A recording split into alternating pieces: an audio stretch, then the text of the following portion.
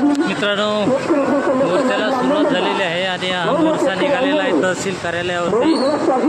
या आंदोलनासाठी अन्नदाता धान उत्पादक शेतकरी संघर्ष निमोर्वा विविध कार्यकारी संस्था यांच्या संयुक्त विद्यमानाने तालुक्यातील संपूर्ण शेतकरी हे या ठिकाणी एकवटले आहेत आणि त्यांच्या मागण्या आहेत।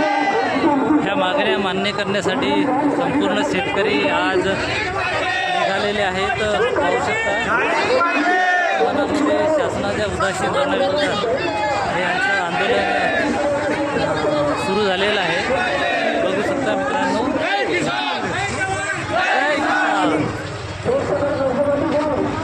ज्यांनी आम्हाला आमच्या या मोर्चाला आपल्याकडून समर्थन दिलं असे सर्व मान्यवर शिवसेना महायुती तसेच आमचे धामडजी यांचे सर्वांचे मी आभार मानतो। आपल्या शेतकऱ्यांतर्फे आपण सर्व शेतकरी आहोत हे गोष्ट लक्षात ठेवा।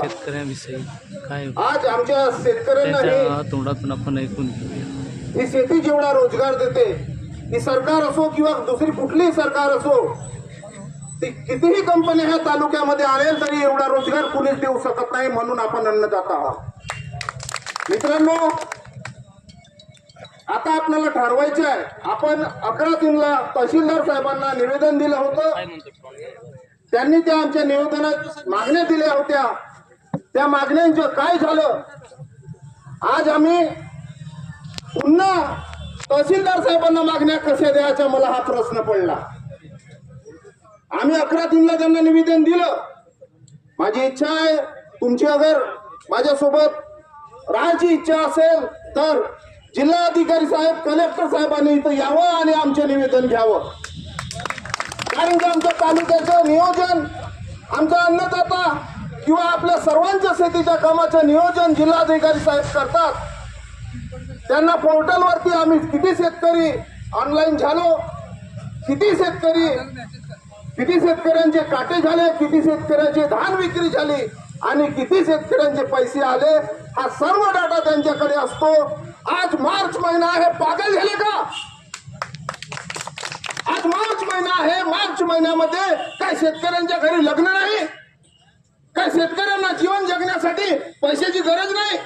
आज यांच्यामुळे जाऊन बघा शेतकऱ्यावरती जे व्यापारी, जे उद्योगधंदे उभे आहेत ते चुपचाप आपल्या गल्ल्यावरती बसलेले आहेत। हे एक सायकल आहे, आम्हाला पैसा येईल तर तो व्यापारी जीवन जगेल। माझ्या तरी मते इथं आज शेतकऱ्यांसोबत व्यापाऱ्यांनी सुद्धा खांद्याला खांदा मिळवून यायला पाहिजे होता। आज शेतकऱ्याला 31 मार्चला कर्ज भरायचे आहे, त्या लोकांनी अर्धे काटेच केले नाही। शेतकऱ्याचा माल घरी पडू नये, काही गोडाऊनला पडू नये। त्यांनी कर्ज कधी भरायचे, काय भरायचे? आज यांनी 31 मार्चच्या आधी त्यांना काटे करून पैसे नाही दिले तर त्यांनी 31 मार्चला कर्ज भरायला पैसे आणायचे कुठून? यांना समजत नाही, पागल झाले का? आज यांच्या डोक्या ठिकाणावर आणण्याची आम्हाला गरज आहे, अन्यथा शासनाने माझी मागणी आहे की यांनी 30 जून करून द्यावी कर्जाची परतफेडची तारीख। अशा प्रकारे आपल्यावर अन्याय होत असेल ना, येत नसतील लोक आणि शेतकरी तरी मला मी एकटा लढीन। आज माझ्यासोबत तुम्ही आल्या तरी चालेल, पण तुम्ही अन्याय सहन करणार नाही। मित्रांनो, आज तुमचा सहभाग आणि मला साथ दिली याबद्दल मी तुमचा आभारी आहे। आमचे शिष्टमंडळ पुणे आहेत, आमच्याकडे असे 4 शेतकरी आहेत। ठीक आहे ना, आपण त्यांचा तो